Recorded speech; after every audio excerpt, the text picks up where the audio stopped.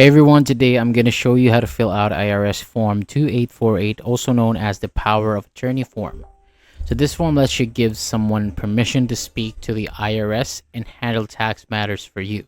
So this can be really helpful if you're working with a tax professional or someone who's helping you solve any issue, because they can contact the IRS directly on your behalf. So let's go step by step, and I'll keep this very simple.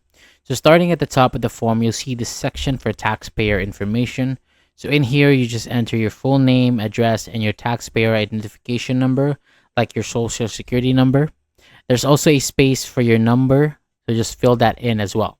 And right below that is the section where you list your representative. So this is the person you're giving permission to. You'll enter their name, address, and contact details. If they have a CAF number or PTIN, you can include that too, but only if it applies. Next, you'll see a section about notices and communications. So in here, you can check the box if you want your representative to receive copies of IRS notices. If you don't check it, the IRS will send them to you. After that, move down to the part where you describe the tax matters. So this is important. You'll need to clearly state the type of tax, like income tax, the form number, and the specific years or periods involved. And just make sure that these matches what you want them to handle.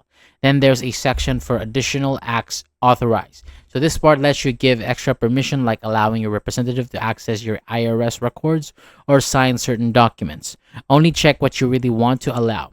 And on the next page, there's a section for acts that are not authorized. If there's anything you don't want your representative to do, you can list it here.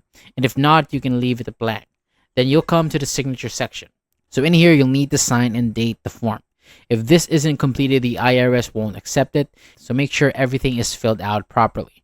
And finally, your representative also needs to complete their declaration section. They'll confirm their role and sign the form as well. And that's basically it. Once everything is filled out, you can submit the form following the IRS instruction. Thank you so much for watching. For more videos like this, hit the subscribe button below, and I'll see you on the next video.